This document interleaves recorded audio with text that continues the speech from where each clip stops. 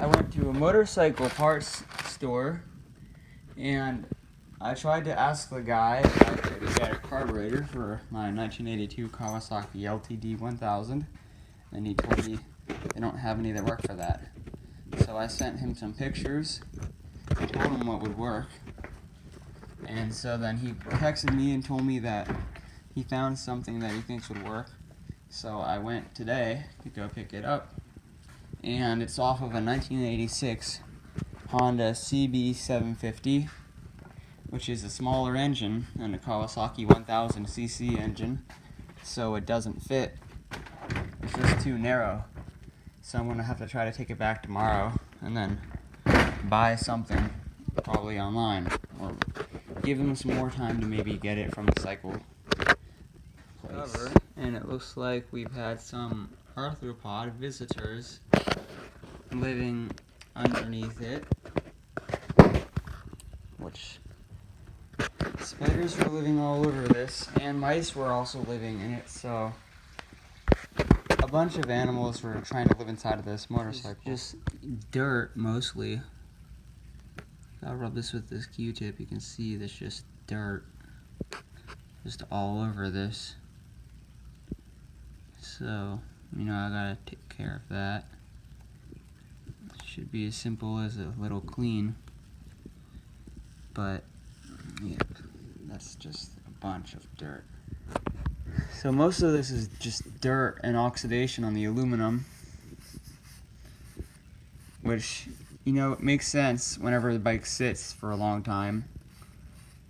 It's just, just builds up on here. But I tried to polish that. I didn't get to finish because I had to clean some stuff up in this garage, but I'm probably going to try to finish that, see how it'll turn out. I've just been using this brush on here. You can tell it's pretty shiny. I didn't really touch the bottom that much, but around the top it's decent. You can tell where I hit it right here and right there.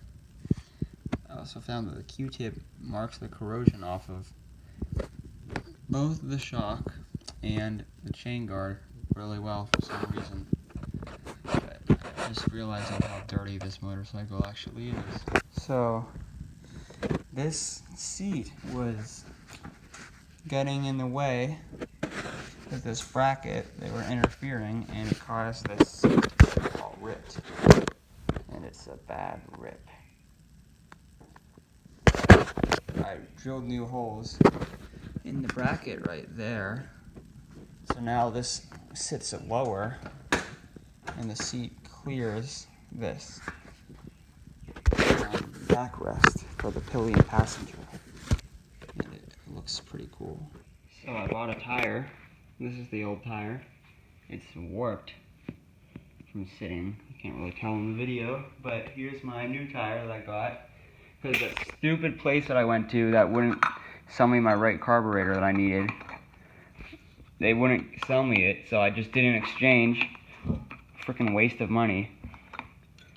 But now I'm gonna change this. So I got a new battery and I exchanged the old one. This one has a higher cranking amperage, and I got it to fit into the case. So I have it on the battery tender right now. And then I'm going to connect the battery. The carburetors are supposed to come in tomorrow, and I can try to get it running. And I gotta clean out this air box because the mice have been living in there. And it's just really dirty. So I've got to clean that out. So I put the air box back on. My carburetors are supposed to come tomorrow. But I have the element in there, so now I'm going to try to use this oil, put it on the element.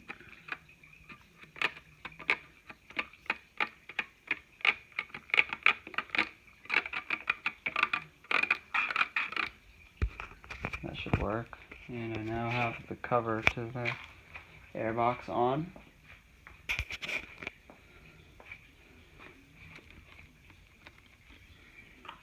Whatever.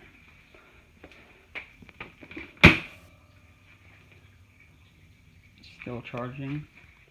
It is the next day, and the battery is charged.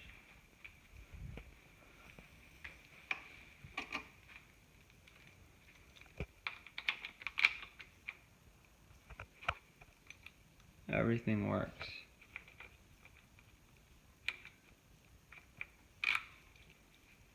The carburetors and airbox boots are supposed to come today, so I'll try to install that. The package came. Let's see what's inside.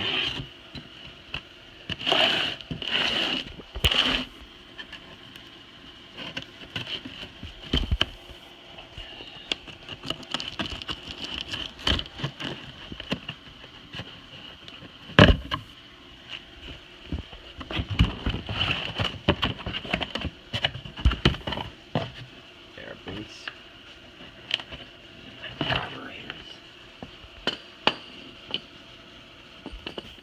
So I cleaned up the carburetors, and then I soaked all of these seals onto the engine in penetrating oil. I do that with all the rubber pieces that are on any of my projects that are old. It seems to soak up the penetrating oil into the rubber, and then it rejuvenates the rubber.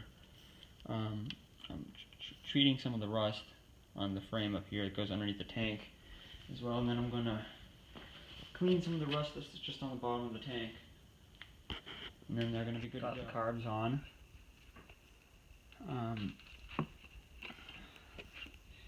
Choke.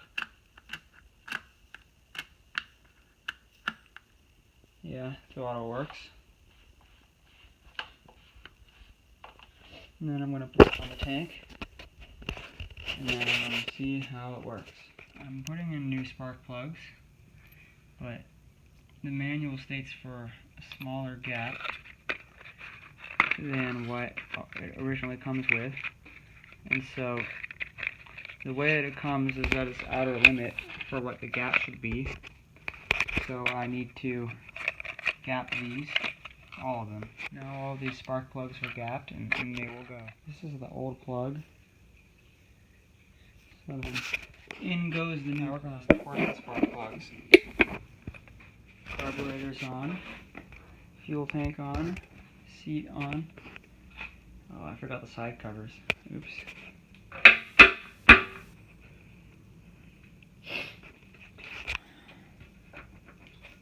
Yep, I got those back on. I don't have the right side cover on yet because battery is still charging. So I had the bike, we got it running for like a few seconds. I had to keep on messing with the idle speed screw for some reason. And then my mom came out and noticed that there was a bunch of fluid on the floor. It was a mix between like really dark black fluid and clear fluid. So we didn't know what that was. It didn't smell like gas, but it smelled like not really like the oil. And then it started leaking another fluid after I turned it off. And it was a lot. That was gas. It was leaking gas. And then I noticed it was coming out of this crankcase breather from the airbox because the bottom of the airbox was wet. So I took out the air element, and this whole airbox was flooded with gas.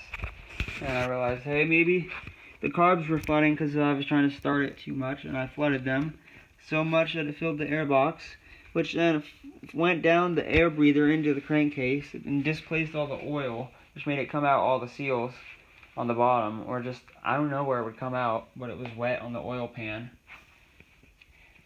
Because whenever it was leaking all the oil or whatever, this window was clear, but now it has this like dark color, and it was like light yellow when I had the oil in it. So I don't know what that could be.